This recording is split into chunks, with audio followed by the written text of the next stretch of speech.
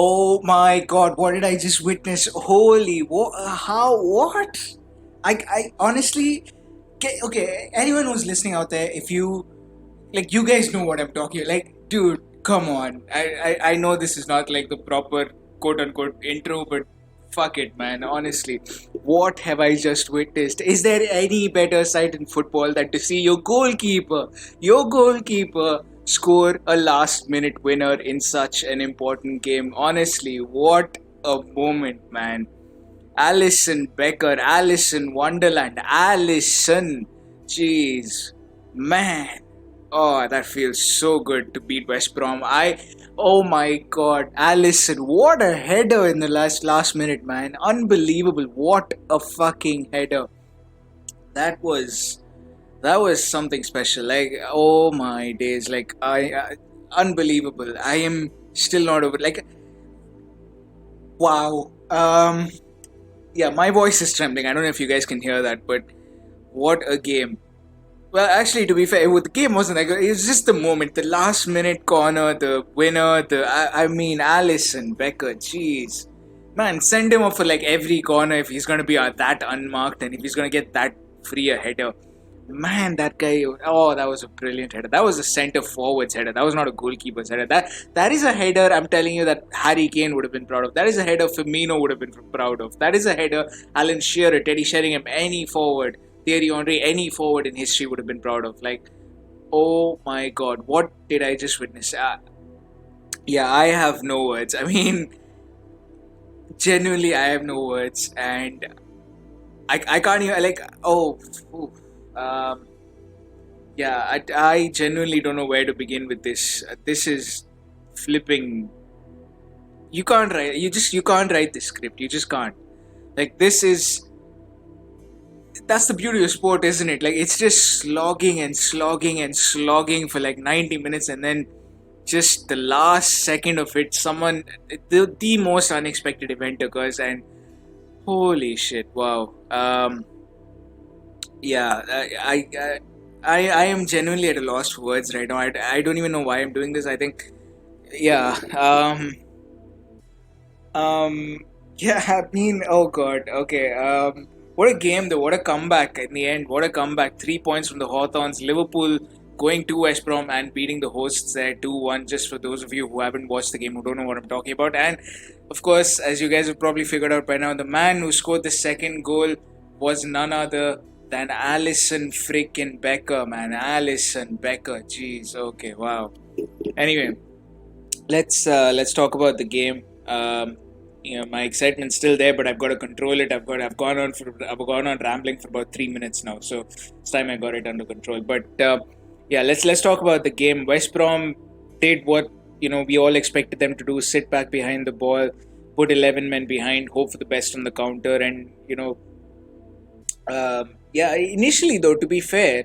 Initially, I think the first, I want to say about 10 minutes or so, West Brom attacked. Like, they were on the front foot. They looked for goals. And, I think that approach sort of led them to scoring. I think that approach actually led them to scoring. Hal Robson-Kanu, very bad piece of defending, by the way.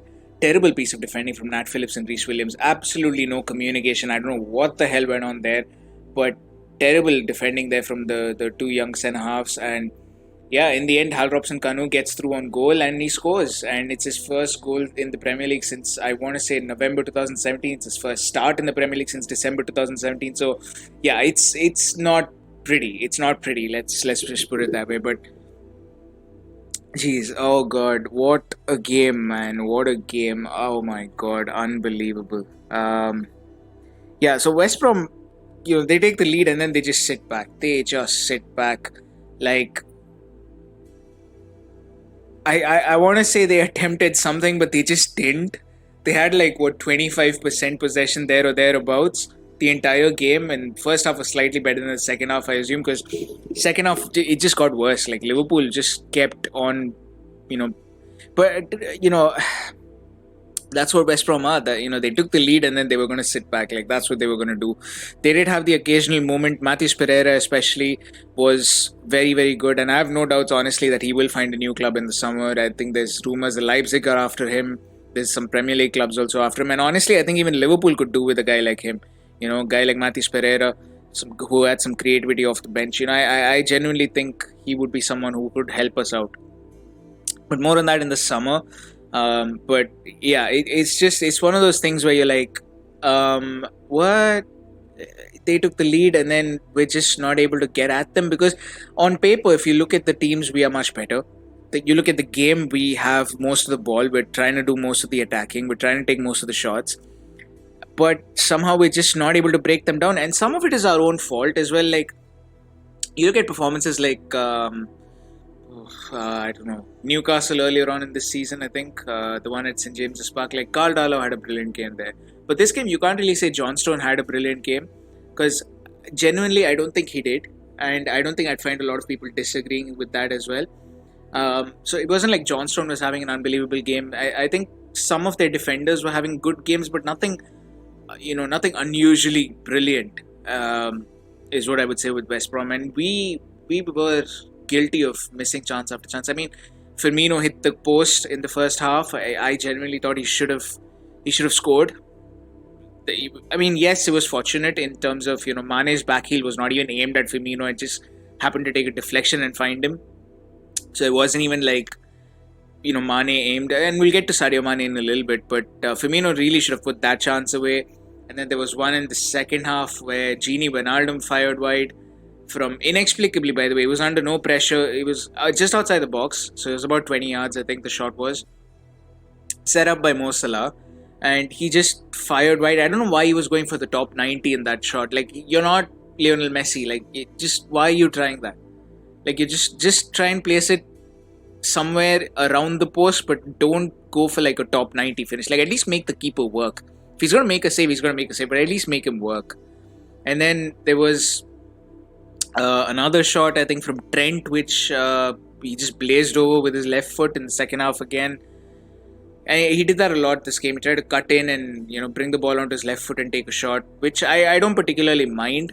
I think it's good that he's trying to develop his left foot and trying to get some shots off, and it just makes him a very good threat. Kind of makes him a more versatile right back, in my opinion. So I personally don't have a problem with it, but he really should have done better. He could have actually crossed earlier on. I think there was a point where he got the ball just before he took the shot. He had just gotten the ball, and there was just one defender, and I think Curtis Jones had been taken off at that point. I'm sorry. I think it was Shaqiri. Shaqiri was making a run at the far post. It was either Shaqiri or Firmino. It was one of the two.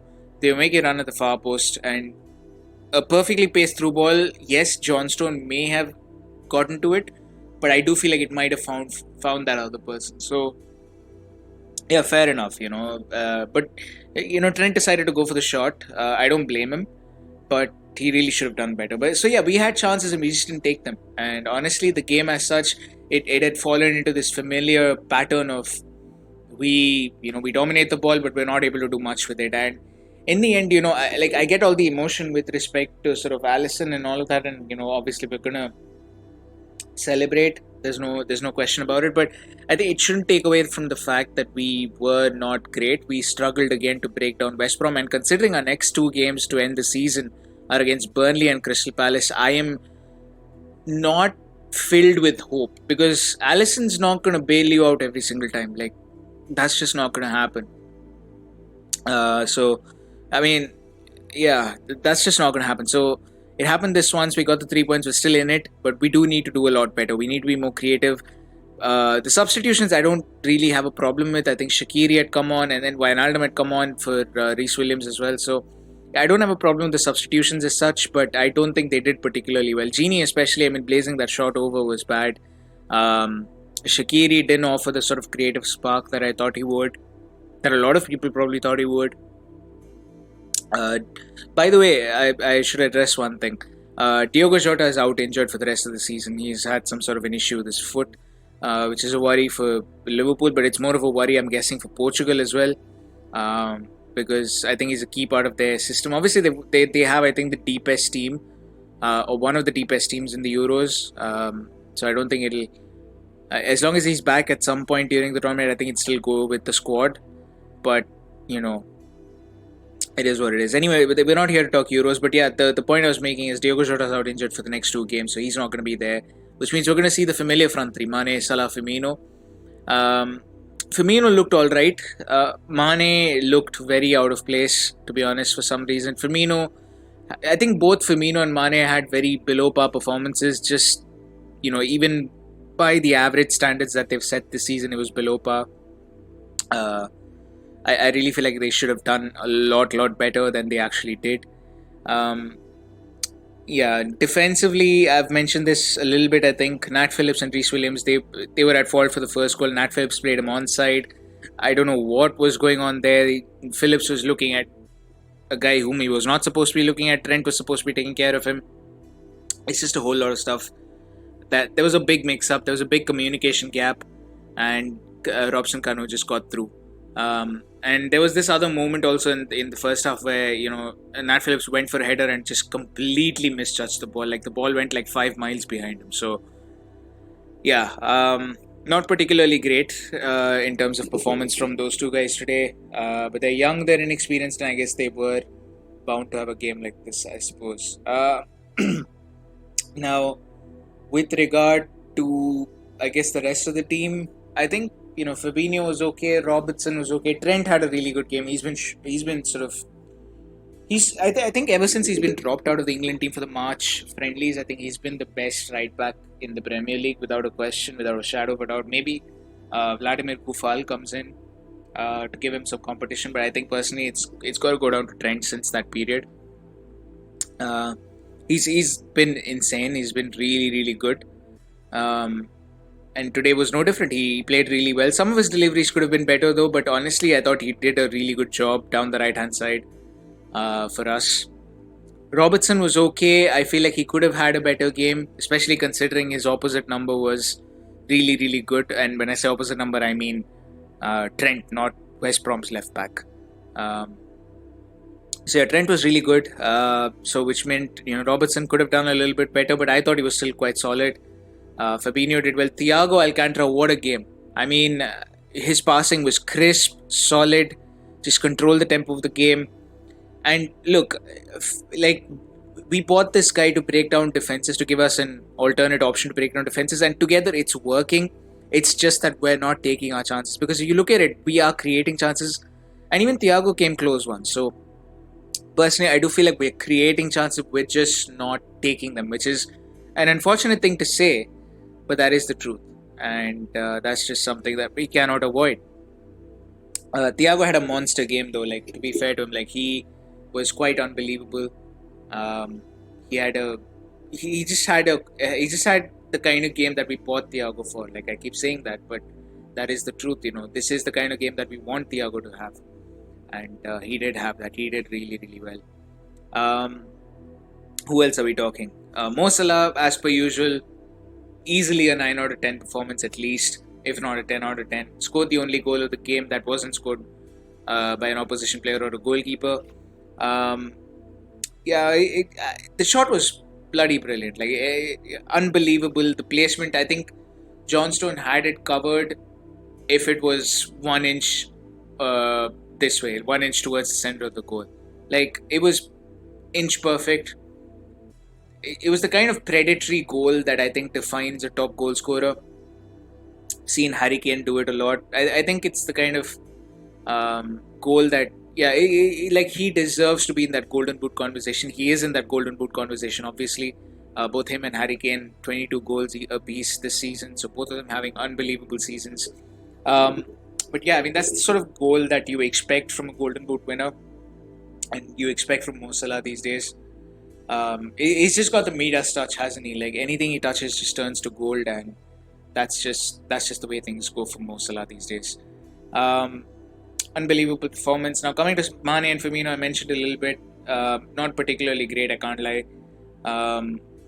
Seen them have better days, seen them have better seasons, honestly. Just disappointed, I think. Better than maybe some of the other games they've had this season, but doesn't mean this game was not bad at all. Like, this game was pretty bad for both of them, I would say. I think Firmino really should have put that chance away. Mane just looks very he looks very bereft of confidence.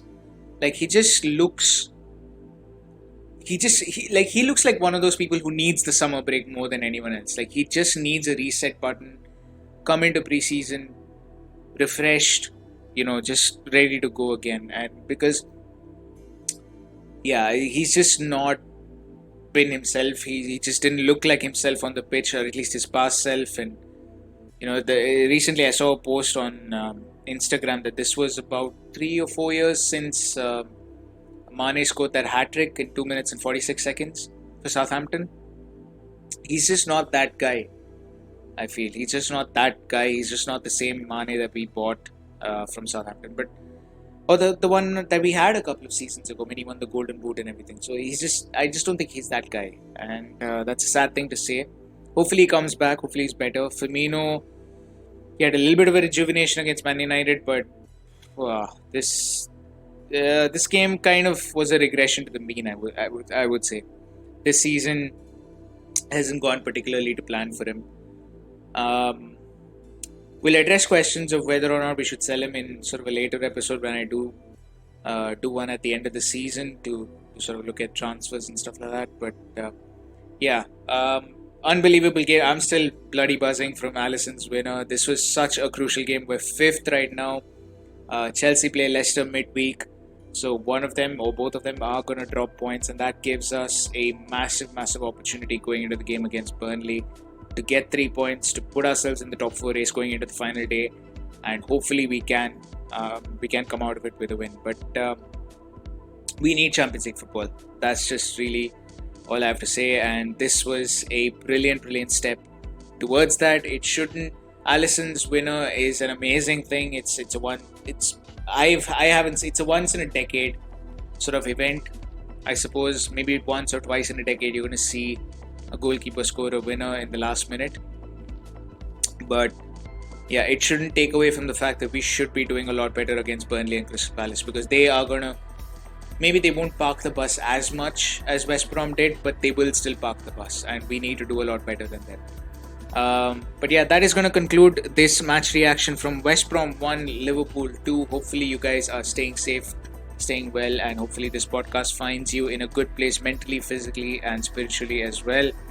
My name is Ishadri. Thank you for listening. Thank you for all your support on the podcast. I will see you guys next time. Goodbye.